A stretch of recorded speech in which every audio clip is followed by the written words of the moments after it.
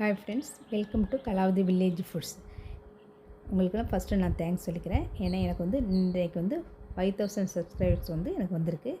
அதனால் எல்லாருக்கும் எனக்கு என்னை யார் சப்ஸ்கிரைப் பண்ணவங்க பண்ணாதவங்க எல்லாருக்கும் என்னுடைய நன்றியை தெரிவித்துக் கொள்கிறேன். இப்போ வந்து நான் வத்தல் புழியறதுக்கு வந்து அதாவது மொண்டு ஊற்றி கரண்டியால் மொண்டு ஊற்றுறது. இதுக்கு வந்து தண்ணி வந்து அரிசி மாவு எவ்வளோ எடுத்து வச்சுருக்கோம் அதேமாரி 2.5 பங்கு தண்ணி எடுத்துங்க. தண்ணி கொஞ்சம் கூட இருந்தால் தான் சரியாக இருக்கும்.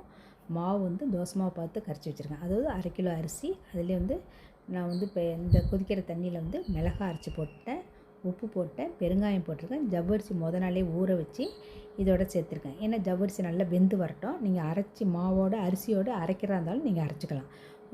வத்தல்லாம் வந்து மாவு கிண்டுறது ஒரே பதம் தான். நம்ம வந்து கரண்டியால் மொண்டு ஊற்றணும்னா கொஞ்சம் தண்ணியாக இருக்கணும். வத்தை கிள்ளி வைக்கும்போது கொஞ்சம் கட்டியாக இருக்கணும். நல்லா புழியறது இன்னும் கொஞ்சம் கெட்டியாக இருக்கணும். அவ்வளோதான். தண்ணி வந்து அதுக்கு தகுந்த மாதிரி கொஞ்சம் குறைச்சிங்க. எப்போதும் தண்ணி கொஞ்சம் கூட நீங்கள் பக்கத்தில் சுடு தண்ணி வச்சுக்கிட்டிங்கன்னா நீங்கள் வந்து ரொம்ப வந்து கெட்டியானால் கூட நீங்கள் தண்ணி ஊற்றிக்கலாம்.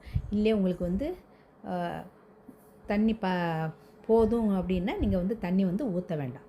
அதனால் வந்து இந்த மாதிரி நீங்கள் வந்து மாவு வந்து நீங்கள் கரைச்சி வச்சுங்க. ரொம்ப வத்த போடுறது வந்து ரொம்ப ஈஸி தான், கஷ்டமே கிடையாது. இதில் நான் ஜீரகம் ஃப்ளேவருக்காக சேர்த்துட்டு இதை அப்படியே மூடி வச்சுட்டு ஸ்லோ ஃப்ளேமில் வச்சிடுறேன். மாவு வந்து அரிசி மாவு அரைச்சதை வந்து கொட்டும்போது தீயை வந்து குறைச்சி வச்சிடணும். அப்போ தான் உங்களுக்கு வந்து அடி பிடிக்காமல் இருக்கும். பாத்திரமும் அடிகனமான பாத்திரமாக இருக்கும்.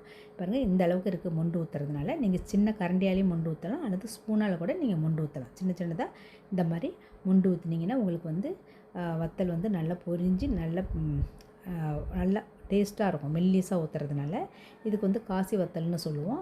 இப்போ இதெல்லாம் வந்து மாவு நல்லா வெந்து வந்துருச்சு. ஒரு நல்லா ஆறின பிறகு நம்ம வந்து சின்னதாக நம்ம வந்து ஊற்றி எடுத்துகிட்டு வந்துடலாம். இந்த சம்மர் டயத்தில் நீங்கள் போட்டு வச்சுக்கிட்டிங்கன்னா நம்ம வந்து ரொம்ப வசதியாக இருக்கும். மேலே வந்து பபிள்ஸ் மாதிரி வரும் பாருங்கள். இந்த டயத்தில் ஆஃப் பண்ணிடலாம். நான் கொஞ்சம் வந்து பாதி எலுமிச்சம்பழம் புழிஞ்சு விட்டுருக்கேன். எலுமிச்சம்பழம் ஃப்ளேவர் வந்து நல்ல டேஸ்ட்டாக இருக்கும். இதில் நீங்கள் வந்து கருவேப்பிலை அரைச்சி போட்டுக்கலாம். பிரண்டை இருந்ததுன்னா நீங்கள் அரைச்சி சேர்த்துக்கலாம். புதினா அரைச்சி சேர்த்துக்கலாம். அது வந்து ஒவ்வொரு ஃப்ளேவருக்கும் நல்லாவே இருக்கும். தக்காளி கூட இதில் அரைச்சி நீங்கள் சேர்த்துக்கலாம். இந்த மாதிரி நான் கொஞ்சம் கொஞ்சமாக ஊற்றி எல்லா மாவையும் நான் ஊற்றி எடுத்துட்டேன். இந்த மாதிரி நீங்கள் செஞ்சு பாருங்கள் ஃப்ரெண்ட்ஸ். வத்தல் வந்து நம்ம சம்மர் டயத்தில் போட்டு வச்சிட்டோம்னா மழை காலத்தில் நமக்கு வந்து ரொம்ப வசதியாக இருக்கும் வத்தல் பொரிக்கிறதுக்கு. குழந்தைங்கள்லாம் விரும்பி சாப்பிடுவாங்க. வத்த குழம்பு, காரக்குழம்புக்கெலாம் இது ரொம்ப நல்ல டேஸ்ட்டாக இருக்கும். சாம்பார், ரசம் எல்லாத்துக்குமே சாப்பிட்லாம். இப்போ வந்து நான் எல்லா மாவையும் இந்த கரண்டியால் ஊற்றிட்டேன். நீங்கள் உங்களுக்கு பெருசாக வேணால் கூட இன்னும் கொஞ்சம் பெருசாக ஊற்றி நீங்கள் பெருசாக ஊற்றுறதுனாலும் ஊற்றிக்கலாம். அதுவும் வந்து பொரிக்கிறதுக்கு அப்பளம் மாதிரி பெருசாக பொரிக்கலாம். இப்போ இது நல்லா வந்து 2 அல்லது 3 நாளில் உங்களுக்கு நல்லா காஞ்சி கலகலன்னு வந்துடும். நம்ம அதுக்கு பிறகு நம்ம வந்து நல்லா வந்து ஸ்டோர் பண்ணி வச்சுக்கலாம். ஒரு பேக்கில் காற்று புகாத அளவுக்கு ஒரு கேரி பேக்கில் போட்டு நல்லா ஒரு டப்பாவில் போட்டு வச்சுருங்க. இந்த மாதிரி செஞ்சு பாருங்கள் ஃப்ரெண்ட்ஸ். இது உங்களுக்கு பிடிச்சிருந்தா லைக் பண்ணுங்கள். Thank you friends.